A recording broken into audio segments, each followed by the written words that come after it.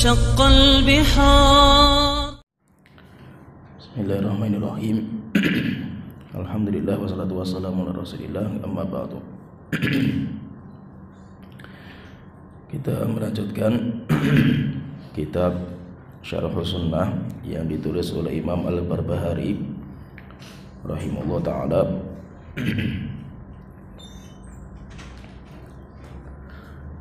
Sampai di mana terakhir?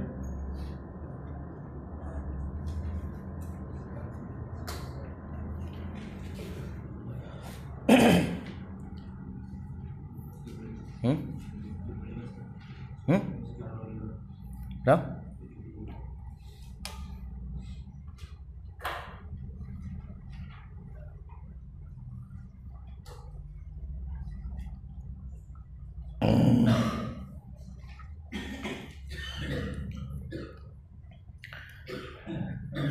Berapa?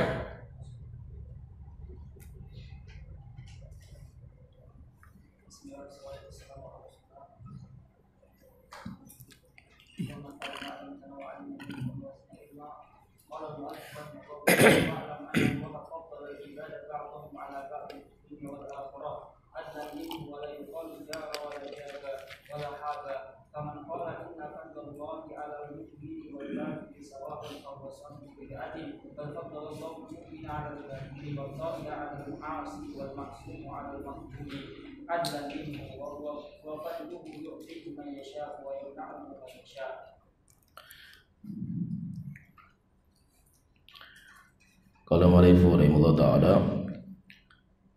wa alam anna Allah faddala al-ibada ba'dahum ala ba'din fid dini wad dunya adlun minhu. Ketahuilah bahwasanya Allah Ta'ala memuliakan hamba-hambanya, sebagian mereka di atas sebagian yang lain, fid dini wad dunya, baik dalam urusan dunia atau dalam urusan agama. Adlun minhu, dan itu karena keadilan Allah Ta'ala. La yuqalu jara wala haba, tidak boleh dikatakan Allah itu zalim dan Allah itu tidak pas. Faman qala inna fadlallahi 'alal mu'mini wal kafiri sawa'un fahuwa sahibu bid'atin. Dan siapa yang mengatakan bahwa karunia Allah kepada orang mukmin dan orang kafir sama, maka dia adalah ahlul bidah. Bal faddalallahu al-mu'minina 'alal kafirin. Bahkan Allah memuliakan orang-orang mukmin di atas orang-orang kafir. Wa ta'i 'alal 'asi, dan Allah memuliakan orang yang taat di atas orang yang bermaksiat. Wal ma'sumu 'alal makhdhul, dan Allah mengutamakan orang yang terjaga daripada orang yang terhina. Adlun minhu, semuanya karena keadilan Allah Ta'ala. Huwa fadluhu, dan itu semuanya karunia Allah Ta'ala. Yu'ti may yasha'u wa yamna'u may yasha'.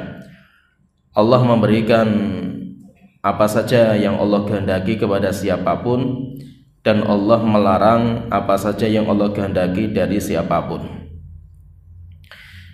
Poin ini beliau berbicara tentang masalah karunia Allah Ta'ala. Allah memberikan karunia berbeda-beda antara satu orang dengan orang-orang yang lain. Dan Allah juga memberikan kenikmatan kepada satu orang dengan orang yang lain berbeda. Baik kenikmatan yang bersifat diniyah atau kenikmatan yang bersifat dunyawiyah. Dan kenikmatan itu ada dua. Ada kenikmatan, atau kalau kata istilahnya Imam Al-Qayyim, beliau mengatakan ada kenikmatan yang bersifat muqayyadah. Kenikmatan yang muqayyadah, yaitu kenikmatan yang muqayyadah itu kenikmatan dunyawiyah, kenikmatan yang bisa membawa kepada kebahagiaan dunia, yaitu seperti nikmat dunia, harta, kemudian istri, anak, kesehatan, itu kenikmatan dunyawiyah. Kemudian ada juga kenikmatan yang mutlaqah, Ini kalau istilahnya Imam Qayyim, yaitu kenikmatan yang bisa membawa kebahagiaan yang kekal dan abadi, kebahagiaan dunia, kemudian menyampaikan sampai kebahagiaan nanti di hari kiamat. Itu yang dinamakan dengan nikmatun diniyah, kenikmatan yang bersifat agama. Allah memberikan manusia itu bertingkat-tingkat, baik kenikmatan yang bersifat diniyah, yaitu agama, sehingga manusia yang satu dengan yang kedua, hatta sesama muslim, sesama mukmin, mereka berbeda-beda. Ada orang yang diangkat derajatnya tinggi sekali sampai akhirnya mereka menjadi seorang nabi dan rasul. Ada yang diangkat menjadi seorang yang siddiq, ada yang diangkat menjadi seorang yang syahid, ada juga yang orang soleh. Orang soleh pun bertingkat-tingkat mereka. Semuanya adalah fadlullahi yu'tihi may yasha.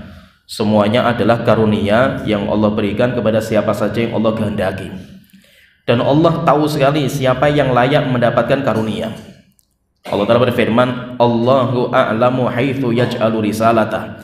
Allah sangat tahu siapa yang layak untuk dijadikan sebagai seorang rasul.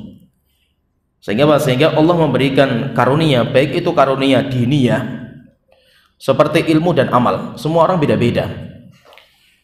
Oleh itu Rasulullah ketika menjelaskan tentang kadar intelektual manusia, di mana manusia itu karakter intelektual mereka seperti tanah. Ada tanah yang subur, di mana ketika turun air hujan, yang itu ilmu dari Allah Ta'ala, ketika turun bisa diserap. Tanahnya subur, bisa menyerap ilmu, bisa menyerap air, setelah itu bisa menumbuhkan tumbuhan. Dan ini manusia yang paling luar biasa, paling tinggi derajatnya. Kemudian yang kedua, ada juga tanah yang padas, tanah batu-batuan. Ketika turun air hujan, dia bisa menyimpan airnya, itu bisa tersimpan sehingga orang bisa mengambil minum dari air itu, kemudian bisa menyirami tumbuhan-tumbuhan mereka. Tapi tanah padas tidak bisa menyerap, tidak bisa menumbuhkan tumbuhan. Kemudian ketiga, ada tanah yang gersang, pasir. Ketika datang air hujan hilang dan tidak menumbuhkan tumbuhan. Nah, satu kedua itu semuanya baik. Semuanya baik. Menyerap ilmu, jadi tanah itu atau manusia itu nanti ada dua. Ada dua tingkatan. Yang pertama, ini dalam masalah intelektual. Yang pertama, orang yang bisa menyerap ilmu. Dan menyerap ilmu itu, menyimpan ilmu bisa dinamakan dengan dhabtus sudur atau bisa dinamakan dengan dhabtus sutur. Yaitu siapa itu? Orang-orang yang belajar. Ilmu yang dia dapatkan disimpan. Baik simpanan ilmu itu dalam tulisan, namanya dhabtus sudur, dhabtus sutur, kalau sutur itu tulisan. Jadi ditulis. Atau ilmu itu disimpan dalam hati, dinamakan dengan dhabtus sudur, dan itu penting. Terkadang ulama itu mereka menyimpan ilmunya di hati, dihafal. Terkadang ulama itu menyimpan ilmunya di tulisan. Dan yang hebat itu yang punya dua-duanya. Sehingga ini yang pertama, tingkatan manusia pertama itu orang yang bisa menyimpan ilmu. Seperti tanah yang nomor 1, 2 itu bisa disimpan. Air hujan itu bisa disimpan. Yang kedua, bisa menumbuhkan tumbuhan. Kalau itu hanya yang pertama, yang kedua nggak bisa. Tanah yang subur yang bisa, tapi kalau tanah padas nggak bisa. Apa itu menumbuhkan tumbuhan? Itu pemahaman. Menumbuhkan tumbuhan itu pemahaman, sehingga tumbuhan bisa dinikmati oleh banyak makhluk, manusia, binatang, bisa menikmati tumbuhan dan buah-buahan itu. Itu namanya pemahaman. Dan pemahaman ini beda-beda. Demikian juga kadar menyimpan ilmu dalam hati kita beda-beda. Semuanya kata Rasulullah mengatakan fadlullahi yu'tihi may yasha. Itu semuanya karunia yang Allah telah berikan kepada siapa saja yang Allah kehendaki. Demikian juga Allah memberikan kenikmatan yang bersifat duniawiyah, kenikmatan dunia beda-beda juga. Baik itu harta, demikian juga anak atau istri, semua beda-beda. Allah ketika membicarakan masalah nikmat anak, Allah Ta'ala berfirman, yahabu liman yasha'u inatha. Allah memberikan karunia kepada siapa yang Allah kehendaki anak perempuan. Wa yahabu liman yasha'u dzukur. Allah memberikan kepada siapa yang Allah kehendaki anak laki-laki. Au yuzawwijuhum dzukranan wa inatha. Ada juga orang yang Allah gabungkan, dia punya anak laki-laki dan perempuan. Wa yaj'alu may yasha'u aqima. Bahkan ada orang yang dijadikan mandul. Semuanya karunia dari Allah Ta'ala. Semuanya beda-beda.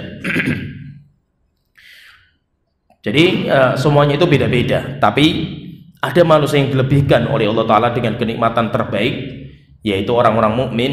Orang yang diberikan nikmat diniyah itu lebih mulia daripada nikmat duniawiyah. Sehingga kalau kita dimudahkan oleh Allah Ta'ala untuk menjadi orang yang baik dalam urusan dunia, atau orang yang dia itu baik dalam masalah urusan agama, walaupun ini semuanya kenikmatan, tapi nikmat diniyah lebih mulia daripada nikmat duniawiyah. Kenapa? Karena kalau nikmat diniyah bisa menyampaikan kepada kebahagiaan yang kekal dan abadi, sedangkan nikmat duniawiyah itu akan berakhir ketika kita meninggal dunia, sehingga nikmatnya sempit. Oleh itu Imam Muqayyim menyebutkan dengan nikmat muqayyadah, karena nikmatnya sempit. Iqra.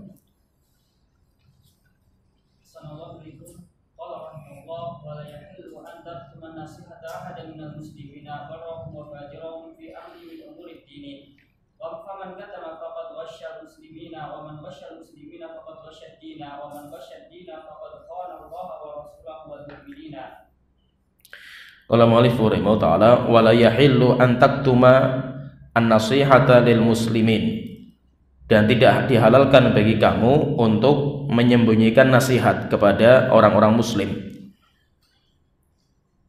Barrihim wa fajirihim, entah orang baik di antara mereka atau orang yang jelek, fi amriddin, dalam perkara agama. Faman katama faqad ghasyal muslimin, siapa yang menyembunyikan nasihat maka dia telah curang kepada kaum muslimin. Waman ghasyal muslimin faqad ghasyad din, siapa yang curang kepada kaum muslimin maka dia telah mencurangi agama. Waman ghasyad din faqad khanallaha wa rasulahu wal mu'minin, siapa yang curang dalam masalah agama dia telah berkhianat kepada Allah dan Rasulnya dan orang-orang yang beriman. Ini berkaitan dengan masalah nasihat atau dakwah. Jadi nasihat itu nanti diambil dari bahasa nasahtul asal, yaitu kalau saya menyaring, misalkan saya menyaring sesuatu, maka saya menyaring sesuatu itu namanya nasihat. Jadi nasihat itu apa? Nasihat itu saya menyaring sebuah kebaikan untuk saya berikan kepada orang lain, itu namanya nasihat. Dan agama kita itu isinya nasihat. Oleh itu Rasulullah mengatakan ad-dinu nasihah, agama Islam itu adalah nasihat. Kenapa? Karena kita itu dibangun di atas nasihat, saling menasihati di antara kita. Dan nasihat atau dakwah atau amar ma'ruf nahi munkar ini merupakan kewajiban yang hukumnya wajib, setiap orang harus menjalankan. Siapa yang tidak menjalankan maka dia berdosa. Dia berdosa. Kewajiban kita itu ada 4. Kewajiban kita itu ada 4. Siapa yang bisa menunaikan 4-4-nya maka dia sempurna, maka agama dia sempurna. Siapa yang dia itu kurang dalam 4 perkara ini maka dia itu rugi, dia itu telah rugi, sebagaimana Allah tersebutkan dalam surat Al-Asr, wal 'asr innal insana lafi khusr, demi masa sesungguhnya semua manusia berada pada kerugian, illal ladzina amanu, kecuali orang-orang yang beriman. Dan iman itu puncaknya ilmu. Berarti yang dimaksud dengan iman itu ilmu. Illal ladzina amanu wa amilus solihati, dan orang-orang yang beramal soleh. Ilmu, kemudian yang kedua amal.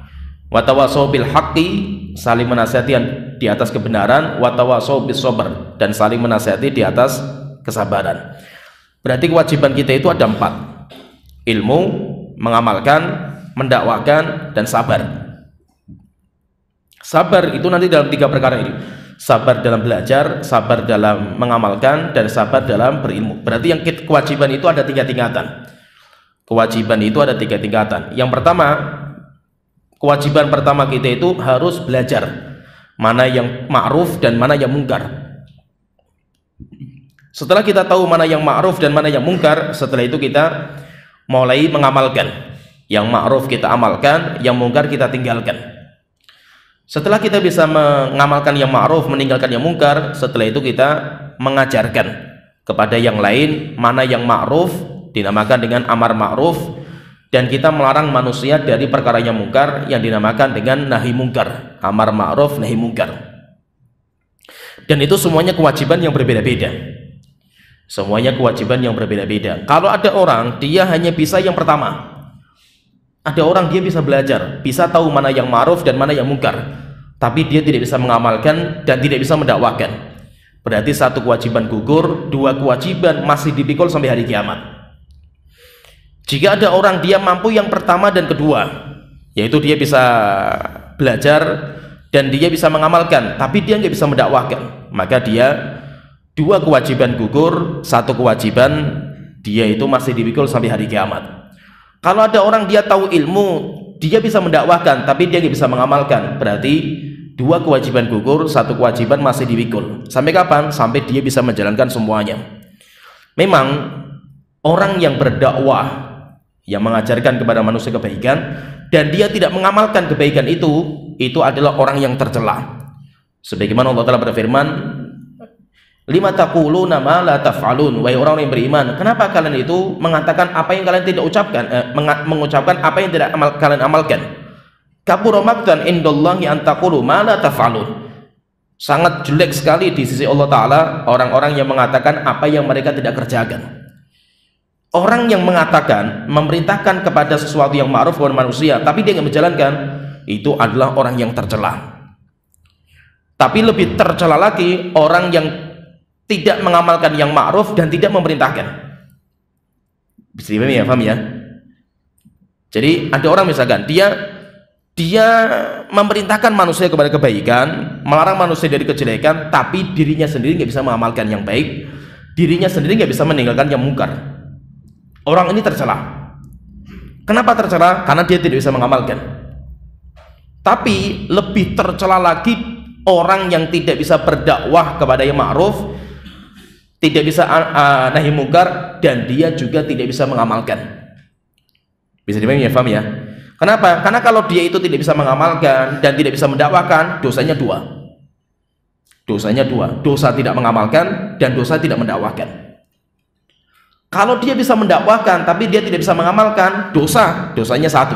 Sehingga tetap tercela orang seperti itu. Kabura maqtan, sangat besar kebencian Allah Ta'ala bagi orang-orang yang mengatakan apa yang tidak mereka kerjakan.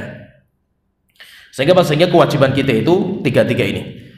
Nah, itu kewajiban pertama, kita belajar. Oleh itu pernah ada seorang yang mengatakan di depannya Abdullah bin Mas'ud, wailun liman ya'mur bil ma'ruf wa yanha 'anil munkar, celaka bagi orang yang tidak memerintahkan kepada yang ma'ruf dan tidak melarang dari yang mungkar. Maka beliau mengatakan, wailun liman lam ya'rifil ma'ruf minal munkar. Lebih celaka lagi orang yang tidak tahu, tidak bisa membedakan mana yang ma'ruf dan mana yang mungkar. Sehingga kewajiban pertama itu kita harus tahu dulu mana yang ma'ruf dan mana yang mungkar. Pelajari.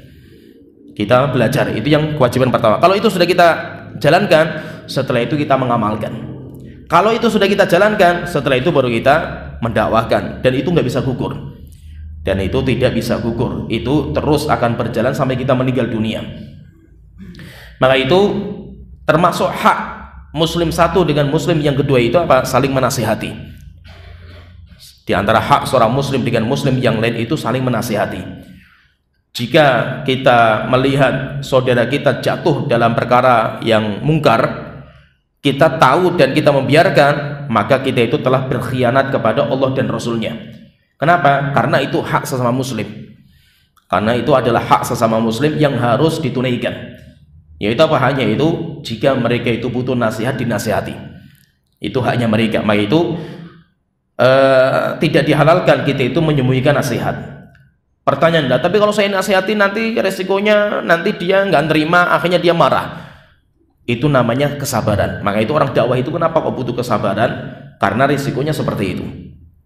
Sehingga kita itu belajar butuh sabar. Kemudian kita mengamalkan butuh lebih sabar lagi. Kesabaran mengamalkan itu lebih tinggi daripada menuntut ilmu. Dan mendakwahkan itu kesabarannya melebihi kita belajar, melebihi kita mengamalkan. Kenapa? Karena sudah urusannya sama orang lain. Dan nanti amar ma'ruf nahi mungkar itu amar ma'ruf nahi munkar itu pun ada dua tingkatan. Amar ma'ruf nahi munkar itu ada dua tingkatan. Tingkatan yang pertama dinamakan tingkatan amar ma'ruf. Tingkatan pertama ini tingkatan amar ma'ruf. Tingkatan amar ma'ruf itu seperti tingkatan Nabi. Seperti Rasulullah ketika diangkat menjadi Nabi, tingkatan Rasulullah ketika menjadi Nabi itu tingkatannya amar ma'ruf. Beliau mengajarkan kepada kebaikan, mengajarkan kepada manusia untuk berbuat kebaikan, silaturahim, bakti kepada orang tua, itu kan semuanya kebaikan. Kalau kita menjalankan yang amar ma'ruf, musuh kita nggak ada. Kenapa? Karena semua orang cinta sama kita. Kita memerintahkan orang untuk sholat, walaupun orang itu nggak sholat, dia itu senang. Kita mengajak manusia untuk bakti sama orang tua, walaupun dia itu durhaka sama orang tua, dia itu akan senang menerima, walaupun dia nggak bisa mengamalkan. Jadi kalau dakwah kita itu masih tingkatan amar ma'ruf, maka musuh kita itu sedikit. Kenapa? Semua orang itu suka dengan dakwah seperti itu. Tapi nggak bisa terus kita seperti ini. Nabi Muhammad pun naik tingkatan. Setelah itu beliau menjadi seorang rasul. Ketika menjadi seorang rasul, maka diperintahkan wa anzir ashiratakal aqrabin. Berikan peringatan kepada karib kerabat kamu. Nabi Muhammad ketika beliau diangkat menjadi nabi, kan ayatnya kan diturunkan Iqra bismi rabbikal ladzi khalaq. Setelah itu Rasulullah mengajarkan kebaikan, intinya seperti memotivasi untuk masuk surga. Orang senang, semua diajak masuk surga itu senang. Tapi ketika Rasulullah diangkat menjadi seorang rasul, diturunkan surat Mudaththir, ya ayyuhal mudaththir qum fa'anzir wa rabbaka fakabbir wa thiyabaka fatahhir war rujza fahjur. Terus itu peringatan. Akhirnya apa? Diturunkan ayat wa anzir ashiratakal aqrabin. Setelah itu Rasulullah terang-terangan dikumpulkan semuanya. Kemudian Rasulullah mulai mengancam dengan neraka jahanam. Dipanggil satu kabilah satu persatu. Wahai kabilah ini, wahai kabilah ini, wahai kabilah ini. Law anni anzartukum annal jaisha wara'a hadzal jabal yuriduna ayyuhirakum. Kalau seandainya saya mengabarkan kepada kalian, kalau di belakang gunung yang saya injak ini ada pasukan-pasukan musuh yang pengen menyerang kalian, kalian percaya sama saya enggak? Mereka mengatakan bala ma jarabna 'alaika kadzibah. Ya, karena kita enggak pernah mendapatkan engkau wahai Muhammad berdusta sedikit pun. Setelah itu Rasulullah mengatakan fa inni unzirukum fa inni anzartukum, saya berikan peringatan kepada kalian. Baina yadayya azabin syadid, depan saya ada azab neraka jahanam yang mengerikan. Ketika Rasulullah mengatakan seperti ini, langsung Abu Lahab langsung berdiri. Tabban laka alihadza jama'tana. Celaka kami Muhammad, apakah untuk ini kamu kumpulkan kita? Langsung dijawab sama Allah Ta'ala, tabbat yada abi lahabi wa tab. Setelah itu Rasulullah harus bicara bahwasanya penyembahan kepada berhala itu syirik, bahwasanya zina itu haram, bahwasanya perbuatan ini dosa, ini maksiat, harus ditinggalkan. Maka di situ ketika sudah tingkatan nahi mungkar, semuanya menjadi musuhnya Rasulullah SAW. Kenapa? Karena orang yang berbuat zina dikatakan perbuatannya itu haram, nggak terima mereka itu. Orang yang berbuat kesyirikan, minta kepada berhala, sujud kepada berhala, ketika dijuluki mereka sebagai orang musyrik, kafir, neraka jahanam, nggak terima mereka. Akhirnya di sini apa? Orang-orang kalau sudah tingkatan amar ma'ruf nahi mungkar, sudah sampai tingkatan nahi mungkar, musuhnya luar biasa. Sehingga kalau sudah sampai tingkatan nahi mungkar, butuh kesabaran. Nabi Muhammad ketika menjadi seorang nabi, ketika dakwahnya itu amar ma'ruf, orang kafir Quraisy tidak ada yang membenci beliau. Bahkan beliau dijuluki sebagai julukan Al-Amin, orang yang paling terpercaya. Tapi ketika Rasulullah sudah masuk dakwahnya tingkatannya nahi mungkar, maka beliau dicaci maki, bahkan beliau dijuluki dengan julukan-julukan tukang sihir, orang gila. Demikian juga sampai pengen dibunuh, sampai diusir dari kampung halaman. Kenapa? Karena orang-orang mereka itu nggak terima kalau perbuatannya disalahkan. Jadi pahami ya, kalau kita ngajak kepada kebaikan, semua orang senang. Tapi kalau kita dakwahnya itu mulai memberikan peringatan kepada manusia akan kesyirikan, dosa dan maksiat, maka orang-orang itu nggak akan terima. Tapi harus kita jalankan, dan kita pasti akan melewati fase itu. Dan ketika masuk ke fase yang ketiga ini, yaitu nasihat, itu kesabarannya luar biasa. Wa may yulaqaha illal ladzina sabaru. Tidak akan bisa orang sampai ke puncak ini kecuali hanya orang-orang yang sabar. Dan kalau dia bisa menjalankan, maka dia itu menjadi manusia terbaik. Wa man ahsanu qawlan mimman da'a ilallahi wa amila sholihan. Siapa lagi orang yang paling baik ucapannya kecuali orang-orang yang berdakwah, yaitu sudah sampai tingkatan dakwah. Jadi kewajiban kita semuanya itu harus saling menasihati. Kalau kita diam, orang yang baik diam, sampai akhirnya ada satu orang berbuat dosa dibiarkan, setelah itu diikuti sama orang yang kedua, ketiga, keempat, sampai merajalela. Maka kalau sudah merajalela, Allah turunkan azab dan semuanya diazab. Azab Allah ketika turun tidak memilih-milih mana yang baik dan mana yang buruk. Semuanya akan dihabisi dengan azab. Semuanya akan dihabisi dengan azab. Itu Allah ceritakan dalam Al-Quran. Ketika ada masyarakat yang berbuat dosa, maka orang yang baik itu ada dua kelompok mereka, terpecah menjadi dua bagian.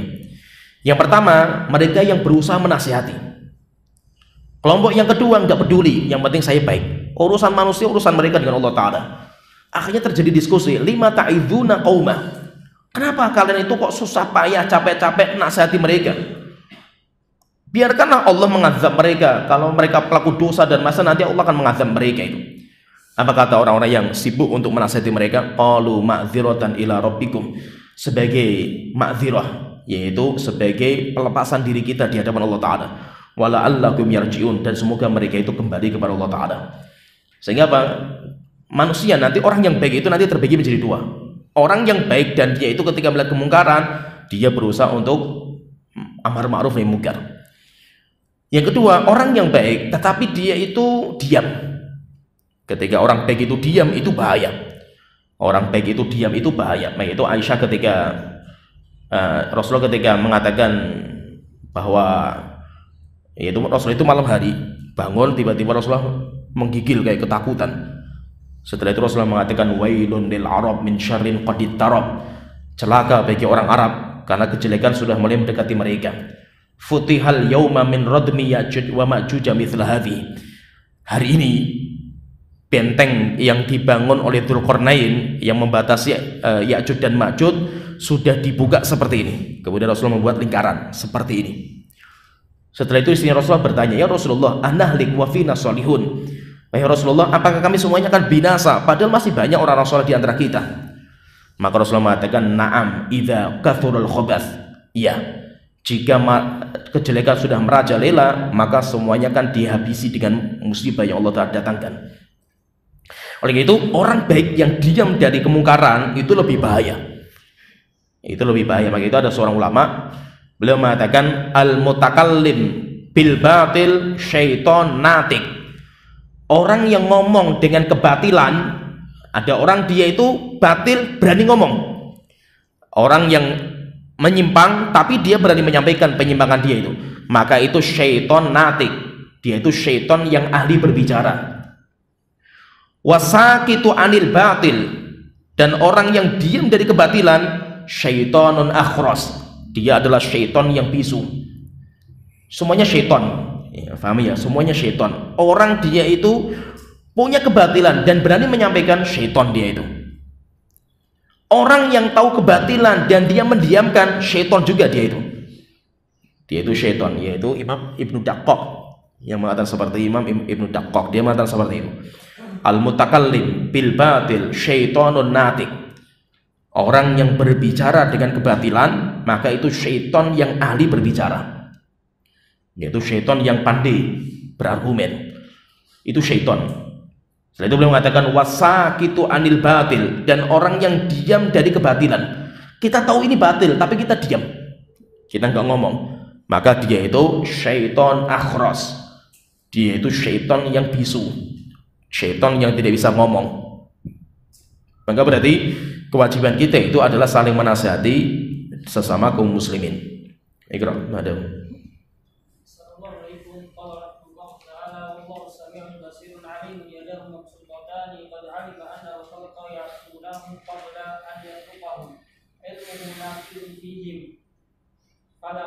Falam yamna'u ilmuhu fihim an hadahum lil Islam wa manna bihi alayhi karaman wa judan wa tafaddulan falahu alhamdu. Qala mu'allif rahimahullah ta'ala, wallahu tabaraka wa ta'ala sami'un basir. Allah tabaraka wa taala, Allah taala adalah Sami'un Basir, zat yang maha mendengar dan maha melihat. Sami'un Alim, zat yang mendengar dan maha mengetahui. Yadahu mabsutatan, kedua tangannya terbentang luas. Qad alimallahu annal khalqa ya'sunahu, Allah sudah tahu bahwasanya makhluk manusia, makhluk Allah akan bermaksiat kepadanya. Qabla ayyakhluqahum, sebelum Allah menciptakan mereka.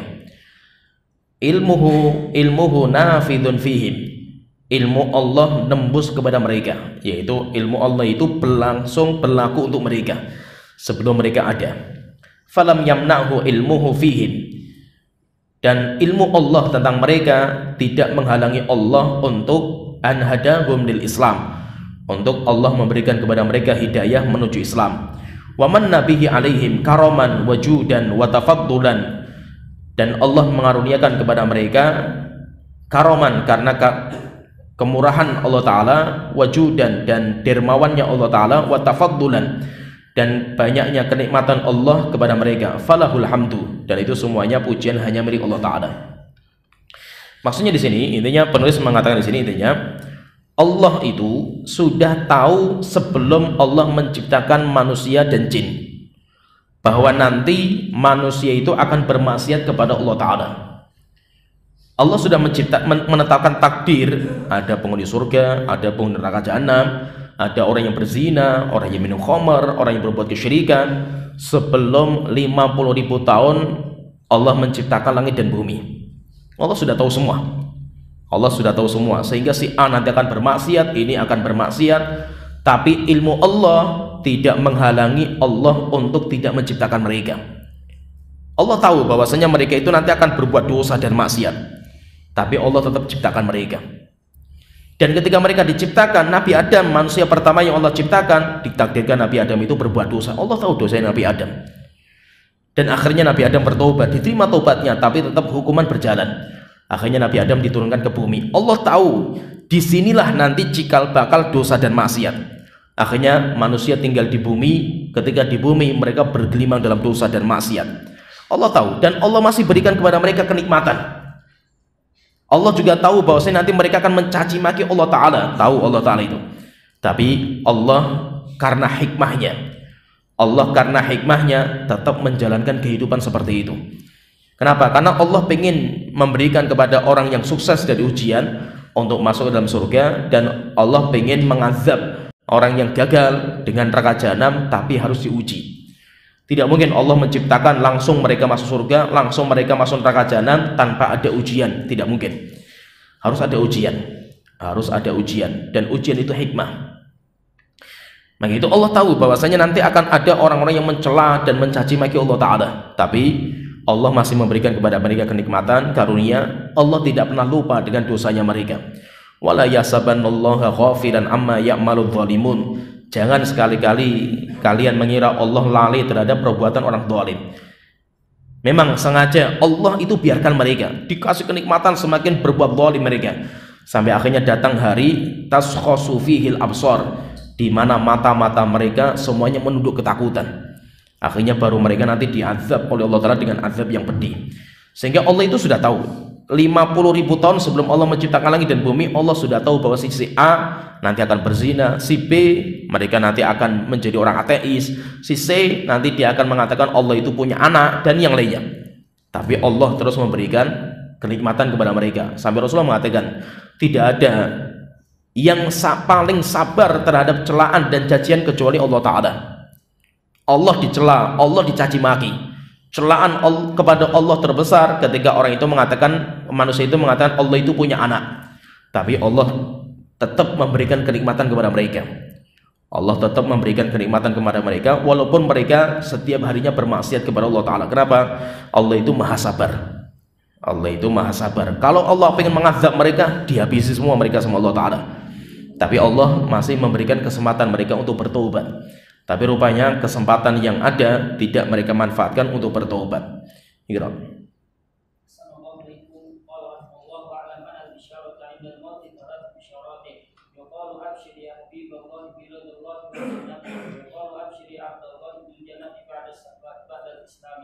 فيقال أبشر يا عدو الله بغضب الله والنار.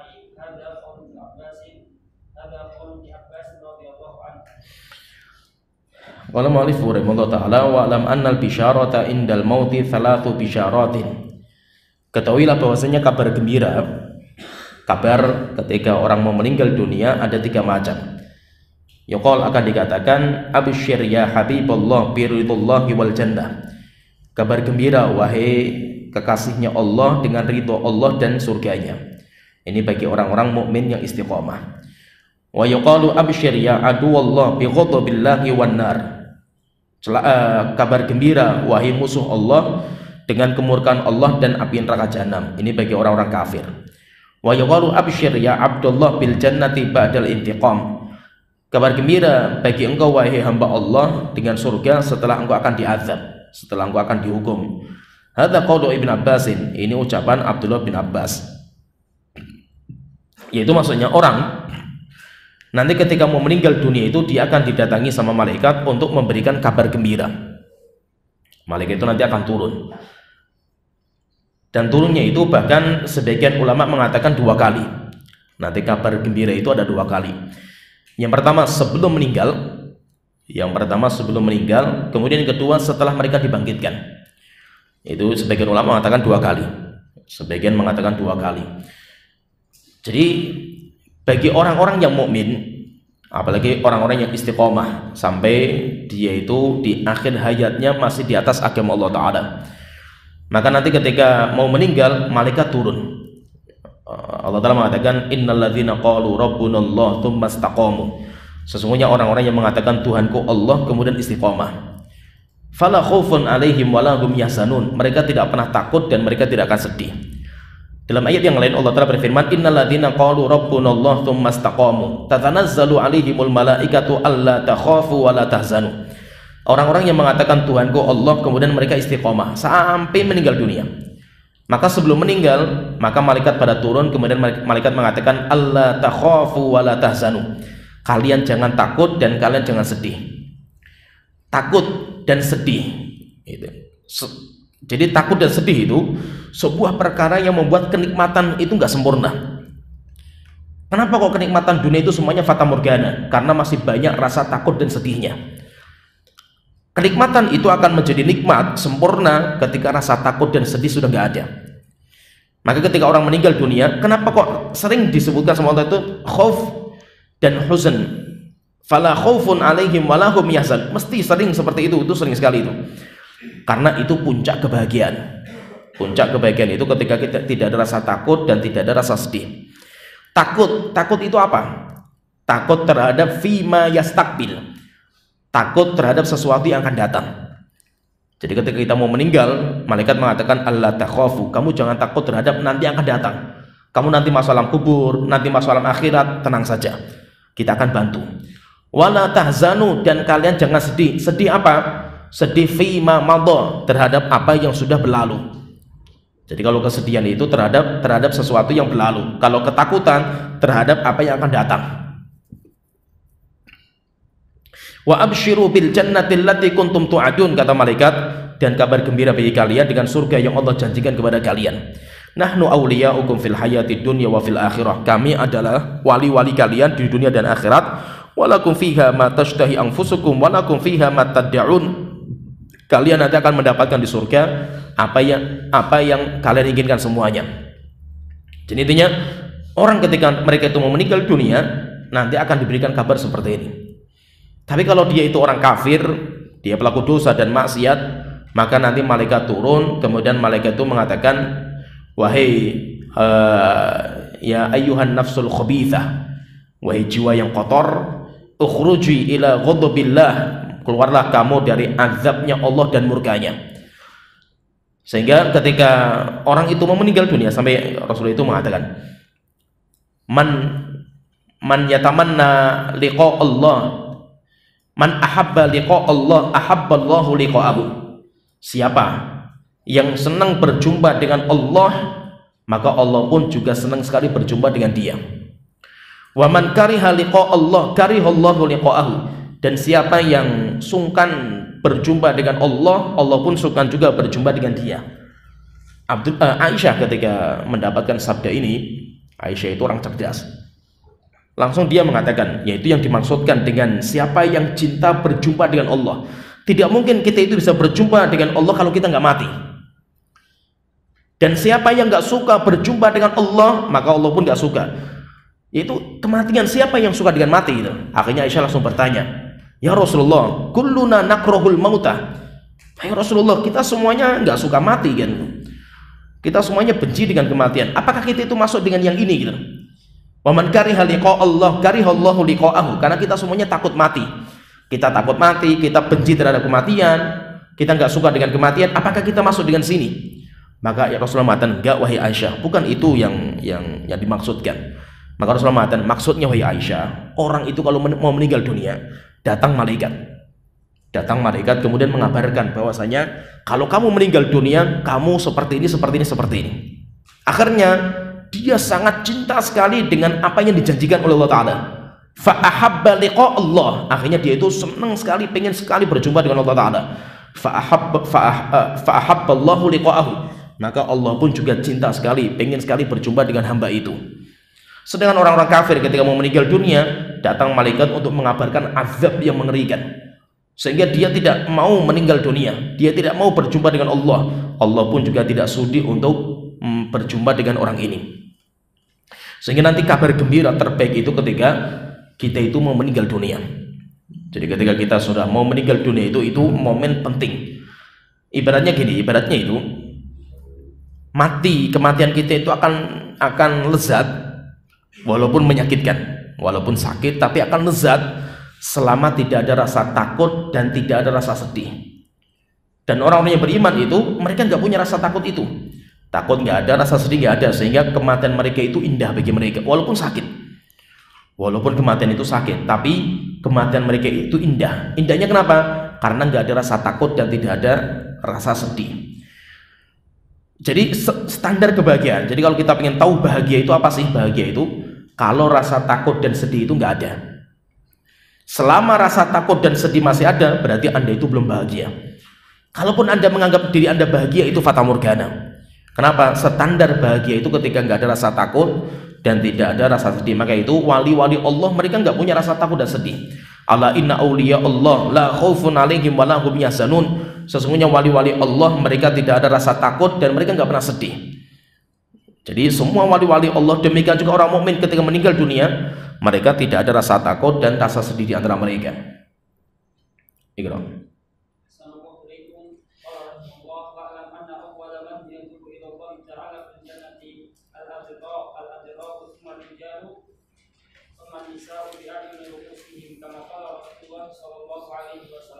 Innakum satarawna rabbakum kama tarawna al-qamara lailatal badri la tudamuna fi ru'yatihi wal iman bi hadha wajibun wa inkar kufur.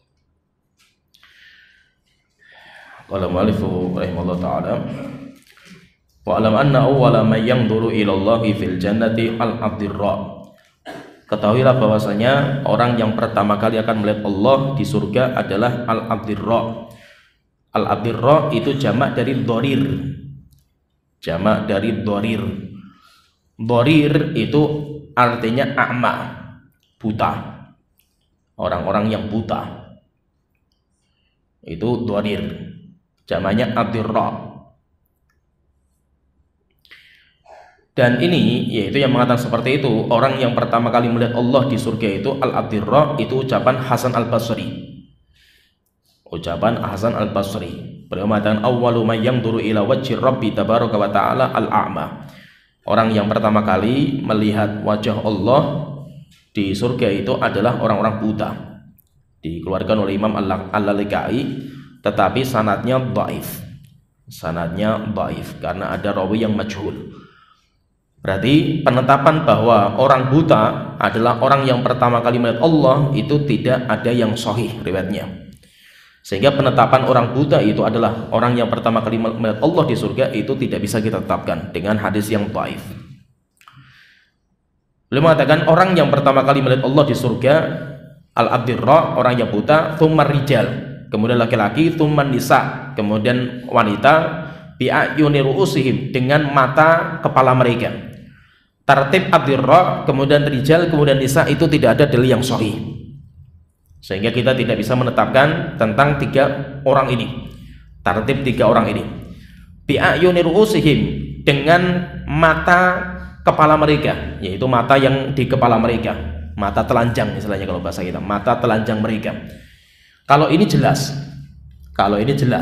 karena akidah Ahlussunnah wal Jamaah bahwasanya nanti kita bisa melihat Allah dengan mata telanjang kita, dengan mata kepala kita.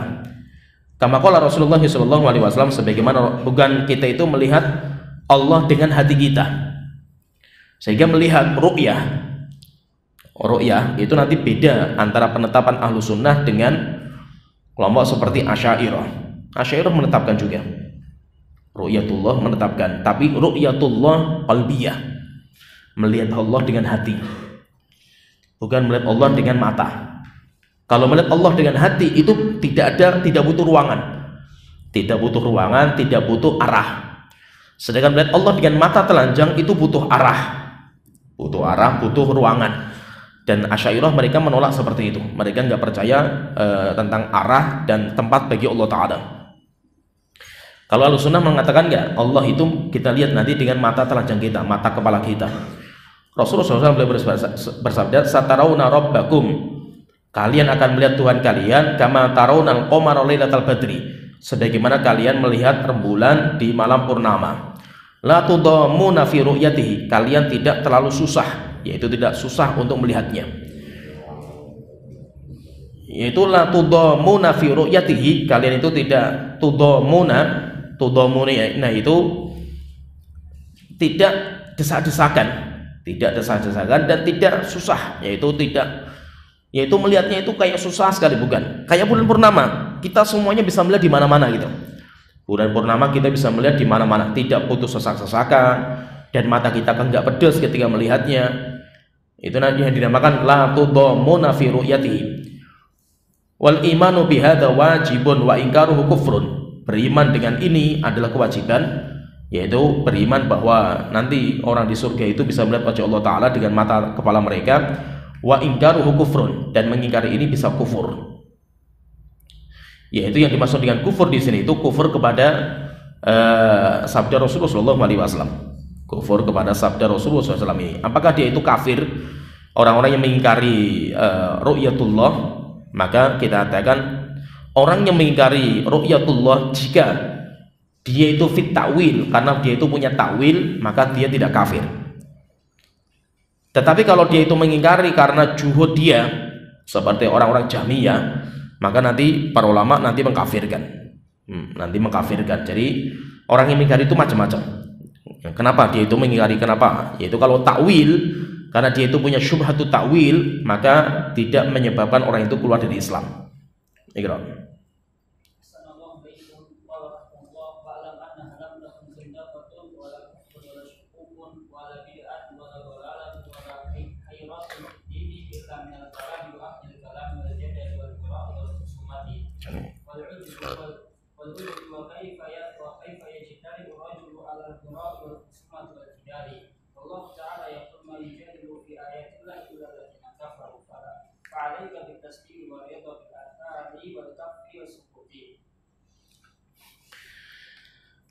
Qala mu'allifu rahimahullah ta'ala wa alam rahimakallah, ketahuilah semoga Allah telah merahmatimu, annahu makanat zandaqatun qattu, tidak ada zindik.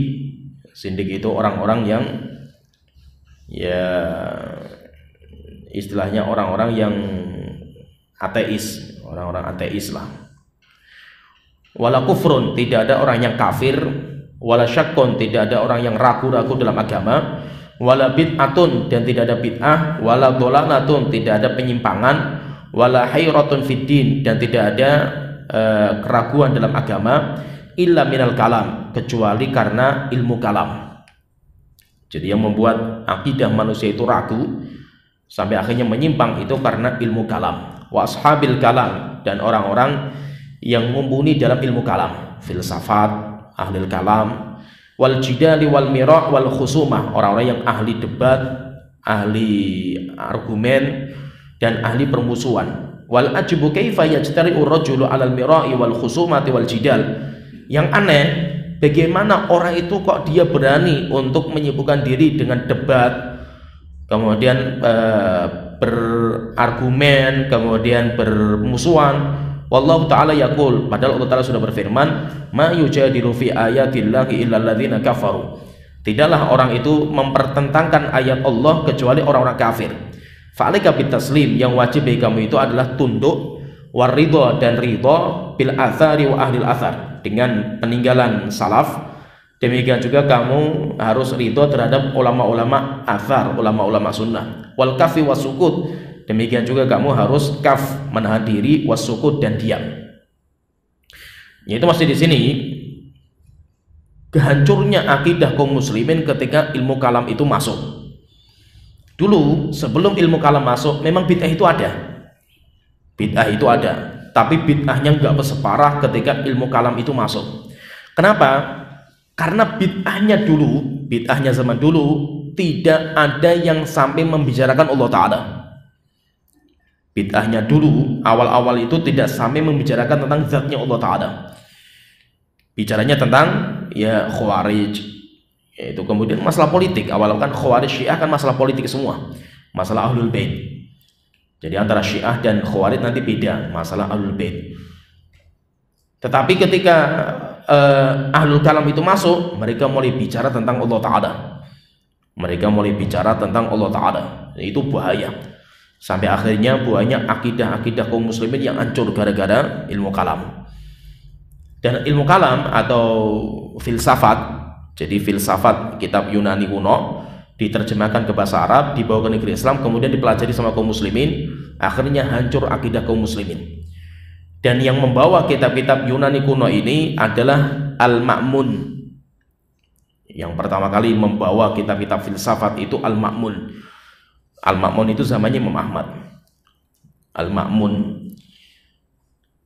Sampai Al-Imam Dhahabi ketika menyebutkan biografinya Al-Ma'mun, beliau mengatakan Allah tidak pernah lupa terhadap pengaruh, yaitu terhadap kerusakan Al-Ma'mun ketika dia membawa kitab-kitab filsafat ke negeri Islam. Akhirnya apa? Hancur akidah kaum muslimin, hancur-hancuran. Sampai akhirnya bicara tentang zat Allah. Bicara tentang Allah itu zatnya, sifat-sifat Allah, zat-zat Allah itu mulai dibicarakan. Dan itu mengerikan.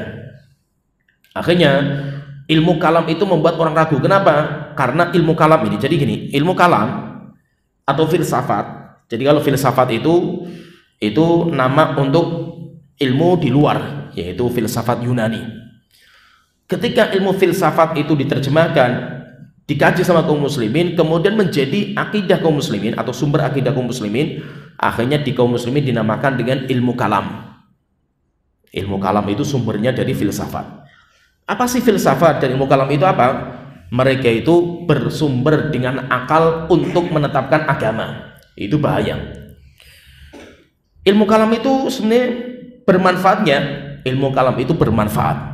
Syekhul Islam banyak memuji keutamaan ilmu kalam, tapi untuk urusan dunia. Ilmu filsafat itu bisa dipakai untuk dunia. Kalau dipakai untuk dunia luar biasa. Kenapa? Karena beda antara urusan dunia dan urusan agama. Urusan dunia itu berkembang, dan dengan ilmu kalam akhirnya berkembang dunia. Matematika, demikian juga nanti itu semuanya kan ilmu kalam semua, berkembang. Sehingga saya banyak memuji ilmu kalam ketika dipakai untuk dunia. Tapi ketika dipakai untuk agama, ini jadi masalah. Kenapa? Karena hukum asal agama itu tunduk dan patuh. Agama itu tunduk patuh, bukan kebebasan. Bukan kebebasan untuk berpikir. Akhirnya nanti muncul filsafat. Filsafat kemudian nanti setelah itu liberal.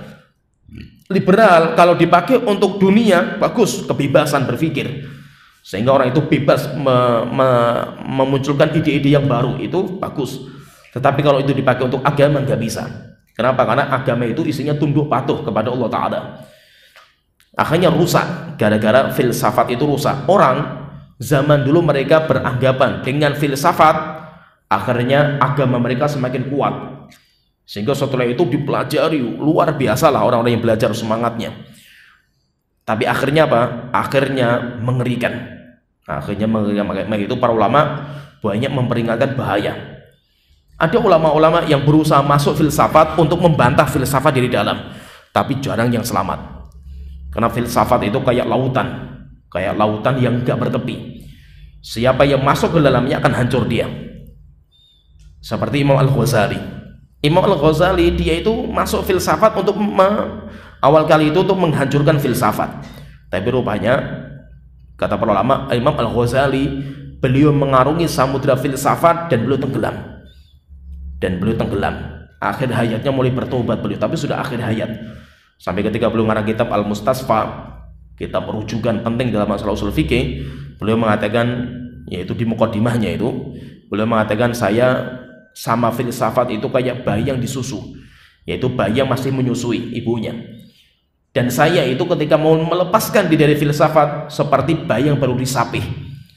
Sehingga berat sekali saya lepaskan, gak mudah. Kenapa? Karena mengerikan. Dan yang bisa berhasil masuk filsafat dan dia itu bisa membantah filsafat di dalam itu Syekhul Islam. Maka Syekhul Islam mengarang sebuah kitab, dan sampai sekarang kitab itu nggak bisa dibantahkan sama mereka. Namanya kitab Dar'ut Ta'arud Bainan Naql wal Aql. Dan itu kitab terbaik untuk membantah filsafat, dan orang filsafat sampai sekarang pun nggak bisa membantah kitab itu. Bahkan sebagian ulama mengatakan Syekhul Islam ini walaupun beliau itu membantah filsafat, tapi beliau itu yang merapikan ilmu filsafat.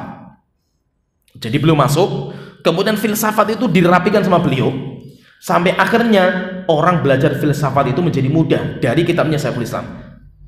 Oleh itu sampai ada pemerhati kitab-kitab Syekhul Islam itu, beliau mengatakan kalau kita mau mendalami ilmu kalam, kita itu belajarnya sama Syekhul Islam dulu.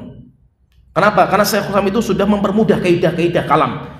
Itu dipermudah sama beliau, sehingga kalau kita sudah masuk ke kitabnya Syekhul Islam, setelah itu masuk ke samudra ilmu kalam, kita itu mudah mempelajarinya. Kenapa? Syekhul Islam sudah merapikan. Setelah itu nanti Syekhul Islam itu menghabisi filsafat dari dalam, dan itu sampai sekarang kitabnya nggak ada yang bisa membantah. Kitab itu sampai sekarang tidak ada yang bisa membantah, hatta ulama-ulama filsafat. Dan ngerinya itu apa filsafat ini? Nanti akhirnya endingnya itu orang-orang filsafat, kalau mereka tidak ateis, mereka menjadi orang gila di dalam masalah agama. Sehingga kalau dahsyat dan pengaruhnya itu mengerikan seperti ini, akhirnya ulama-ulama sebelum filsafat masuk, mereka sudah keras sekali terhadap ilmu filsafat. Karena bahayanya sampai Imam Syafi'i. Jadi Imam Syafi'i ini kenapa kok keras sekali Imam Syafi'i sama filsafat? Karena memang zaman Imam Syafi'i itu filsafat belum masuk. Ada, sudah mulai masuk. Tapi Imam Syafi'i itu masih awal-awal beliau sudah keras memperingatkan. Beliau mengatakan hukmi ala ahlil kalam, hukumku kalau saya menjadi pemimpin, hukumku bagi orang-orang yang mempelajari ilmu kalam, mereka diikat, kemudian mereka diarak di jalan-jalan, dinaikkan di atas keledai, kepalanya di belakang, kemudian diarak di jalan-jalan, lempari dengan batu, pakai sandal, pakai pelepah kurma. Kemudian katakan kepada mereka, hadza jaza liman aqbala alal kalam wa tarakal kitab wa sunnah. Ini hukuman bagi orang yang meninggalkan Al-Quran dan Sunnah dan lebih memilih ilmu kalam. Tapi anehnya, ini sama Imam Syafi'i loh. Zamannya Imam Ahmad, beliau disiksa gara-gara filsafat. Yaitu karena filsafat setelah itu berkuasa. Karena jaraknya cepat sekali memang. Zamannya Al-Ma'mun, Imam Syafi'i masih mendapatkan. Setelah itu nanti mulai berubah sedikit, langsung menjadi undang-undang, cepat sekali perubahannya. Akhirnya Imam Syafi'i beliau hijrah ke Mesir. Di Mesir belum nggak mendapatkan fitnah seperti itu. Tapi Imam Ahmad beliau orang Baghdad, maka Imam Ahmad mendapatkan. Maka itu banyak orang-orang filsafat, ulama-ulama filsafat di akhir hayatnya mereka gila, mereka stres, sampai mereka banyak yang menyesal. Kenapa? Karena seumur hidup mereka mempelajari filsafat, sampai akhirnya mereka menganggap diri mereka itu pakar, intelektual, cendekiawan, rupanya semuanya kesesatan. Sampai ada banyak syair-syair yang menunjukkan penyesalan mereka.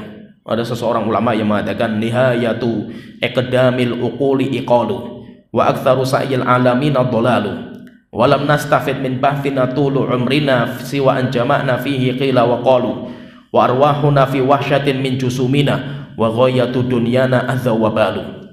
Nihayatu iqdamil uquli iqalu, akhir perjalanan orang-orang yang mengedepankan akal daripada wahyu, yaitu nihayatu iqdamil uquli iqalu, itu seperti binatang yang dikerangkeng. Wa aktsaru sa'yil alamin ad-dhalalu, dan kebanyakan perjalanan orang-orang yang mengaku diri mereka cendekiawan, intelektual, semuanya kesesatan. Wa arwahuna fi wahsyatin min jusumina, roh kami itu bagaikan binatang buas yang sudah kesepian dalam kerangkeng, dalam kandang. Fi jusumina, dan kita itu sudah nggak kuat itu. Kita itu sudah tidak kuat tinggal di roh kami itu, di jasad kami. Mereka pengen keluar. Wa ghayatu dunyana adzawabalu, dan akhir perjalanan kita itu cuma kesesatan. Ada juga seorang ulama yang mengatakan laqad tuftul ma'ahida kullaha wa sayyartu tarfi baina tilkal ma'alimi. Saya sudah keliling dunia mencari semua madrasah yang mengajarkan ilmu kalam. Saya pelajari semua mereka. Walam ara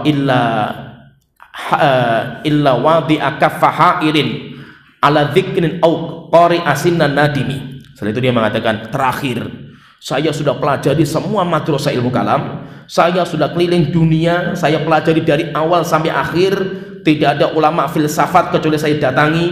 Terakhir saya cuma menjadi orang yang meletakkan tangan di dagu, yaitu yang seperti ini, atau qari asinnan nadimi, atau orang yang menggigit jari karena penyesalan yang paling menyesal. Yaitu apa? Mereka itu semuanya menjadi orang yang bingung di akhir hayatnya mereka.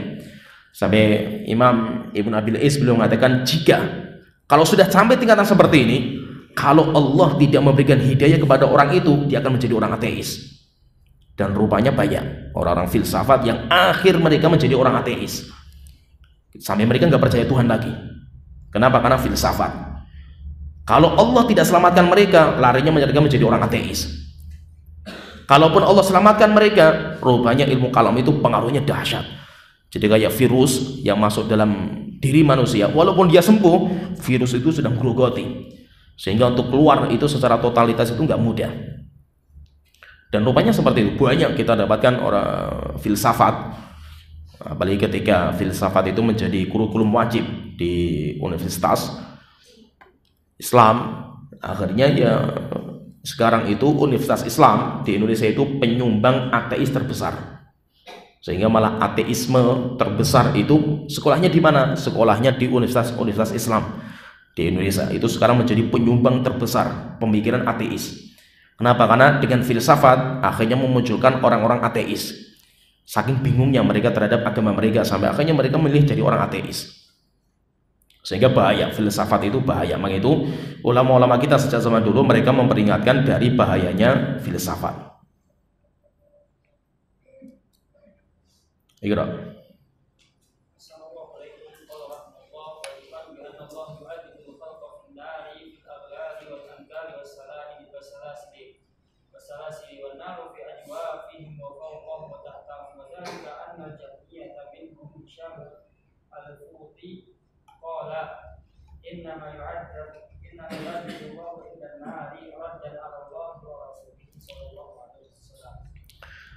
Qala mu'allif rahimahullah ta'ala wal imanu bi anna Allah tabaraka wa ta'ala yu'adzibul khalqa finnar. Kita beriman bahwasanya Allah Ta'ala akan mengazab makhluk di neraka jahanam fil aghlali wal angkali was salasil, dengan rantai, dengan belenggu dan dengan besi-besi. Wan naru fi ajwafihim wa fawqahum wa tahtahum, dan neraka itu berada mengelilingi mereka. Mereka dikelilingi sama neraka. Api ada di atas mereka, di bawah mereka, samping kanan mereka, depan belakang mereka. Mereka diliputi sama api. Wadzalika anal Jahmiyah. Kenapa kita katakan seperti itu? Karena orang-orang Jahmiyah, minhum Hisham al-Futi, di antaranya adalah Hisham al-Futi. Dia mengatakan innama yu'adzibu indan nari. Yang dimaksud dengan azab, Allah itu mengazab orang di samping neraka, di samping api. Bukan di dalam api, tapi di sampingnya. Raddun 'alallahi wa 'ala rasulihi, dan itu merupakan bantahan kepada Allah dan Rasulnya. Jadi nanti berkaitan masalah neraka, Ahlussunnah wal Jamaah meyakini bahwasanya neraka itu nanti ada dua macam. Ada neraka yang kekal dan abadi, itu nerakanya orang kafir. Kemudian yang kedua, ada neraka yang tidak kekal dan abadi, yaitu neraka bagi usatul muwahhidin, orang mukmin pelaku dosa dan maksiat, yang mereka masuk neraka jahanam. Ketika mereka sudah keluar, maka sisa tempat-tempat mereka akan dihancurkan sama Allah Ta'ala. Tidak mungkin Allah menciptakan makhluk untuk mengisi kekosongan, gak mungkin. Karena Allah tidak mungkin berbuat zalim. Tapi nanti bekas-bekas tempat tinggal orang-orang mukmin, pelaku dosa dan maksiat itu nanti akan dihancurkan sama Allah Ta'ala. Setelah mereka keluar, maka nanti mereka itu sisanya mereka kekal dan abadi. Dan Ahlussunnah wal Jamaah, surga dan neraka kekal dan abadi. Yaitu maksudnya surga dan neraka, yaitu nerakanya orang kafir itu kekal dan abadi. Yang mengatakan bahwa surga dan neraka tidak kekal, jadi masalah surga dan neraka ini, yang pertama kali mengingkari kekalan surga dan neraka itu Jahmiyah, sehingga mereka sampai dikafirkan oleh para ulama. Karena tidak ada kelompok yang menyimpang dalam Islam yang berani bicara masalah surga dan neraka sampai mengatakan tidak kekal, itu nggak ada yang berani kecuali datangnya Jahmiyah. Jahmiyah mengatakan surga dan neraka itu nggak kekal. Jahmiyah mengatakan surga dan neraka tidak kekal. Akhirnya mereka dikafirkan sama para ulama. Nanti tiba-tiba datang juga Syekhul Islam Ibnu Taimiyah. Walaupun ini perkataan yang besar, tetapi kita berharap mudah-mudahan Syekhul Islam bertaubat, karena kita mendapatkan ada ucapan yang lain. Demikian juga Imam Ibnu Qayyim ada ucapan yang lain. Syekhul Islam, demikian juga Imam Ibnu Qayyim, ada pendapat dari beliau bahwa neraka tidak kekal, tapi surga kekal dan abadi. Ya, berarti kita pahami, berarti pendapat ada 3 dalam masalah ini. Ahlussunnah wal Jamaah mereka mengatakan surga dan neraka kekal dan abadi. Jahmiyah mengatakan surga dan neraka tidak kekal dan abadi. Kemudian yang ketiga, ada juga yang mengatakan beda antara surga dan neraka. Surga karena itu untuk rahmat, kekal dan abadi. Sedangkan neraka karena itu azab tidak akan kekal dan abadi. Ini termasuk yang membawa ucapan seperti ini Syekhul Islam. Demikian juga dikuatkan sama Imam Ibnu Qayyim rahimahullah ta'ala. Tapi di banyak kitabnya Syekhul Islam, banyak Imam Ibnu Qayyim, seperti Imam Ibnu Qayyim itu di dalam kitab namanya Hadil Arwah ila Biladil Afrah, itu beliau menguatkan pendapat itu. Tapi di kitab yang lain seperti kitab Imam Ibnu Qayyim punya kitab Nuniyah, beliau merojihkan bahwa surga dan neraka itu termasuk makhluk yang kekal dan abadi. Maka para ulama mengatakan mudah-mudahan itu ucapan terakhirnya Syekhul Islam dan Imam Ibnu Qayyim. Kalau tidak, itu bahaya, ucapan yang nggak main-main seperti ini. Jadi kita katakan bahwasanya surga dan neraka itu kekal dan abadi. Lah nanti orang-orang Jahmiyah yang mereka mengatakan neraka itu nggak kekal, terus maksudnya apa? Itu nanti mereka khilaf di antara mereka. Ada yang mengatakan mereka itu nanti dikeluarkan dari neraka, setelah itu neraka dia akan dimusnahkan. Berarti dimusnahkan, setelah itu mereka dimasukkan surga. Ada yang mengatakan enggak, tidak dimusnahkan, tetapi gerakan dihentikan. Itu kata sebagian orang Jahmiyah. Sehingga orang-orang yang masuk neraka sampai datang fase di mana mereka berhenti semua. Jadi mereka kayak patung, sudah nggak ada gerakan lagi. Ada yang lagi mengatakan enggak, mereka itu akan diberikan tobi'ah nariyah. Jadi mereka itu akan diberikan karakter nar, karakter api. Sehingga apa? Orang-orang penghuni neraka jahanam itu akan menikmati api saking biasanya gitu. Sehingga tidak diazab lagi. Maksudnya seperti apa? Orang yang tinggal di kutub misalkan, saking dinginnya dan itu sudah jadi kebiasaan, akhirnya dia itu menikmati masa dingin. Jadi dingin itu kayak lezat, panas itu kayak lezat sekali itu. Sehingga apa? Sehingga tidak ada namanya azab neraka lagi. Yang ada cuma kelezatan tinggal dalam api. Kenapa? Karena Allah akan memberikan tobi'ah nariyah, karakter api dalam diri mereka, sehingga mereka itu menikmati api, sehingga itu menjadi kelezatan bagi mereka. Sudah tidak ada lagi namanya azab. Dan semuanya penyimpangan. Semuanya adalah penyimpangan. Kita katakan surga merupakan tempat untuk kenikmatan kekal dan abadi, neraka jahanam merupakan tempat untuk azab kekal dan abadi. Ya, ada sampai sini pembahasan kita. Nanti kita lanjut lagi wa akhiru da'wana alhamdulillahirabbil alamin. Sallallahu Muhammad wa ala alihi wa sahbihi ajmain.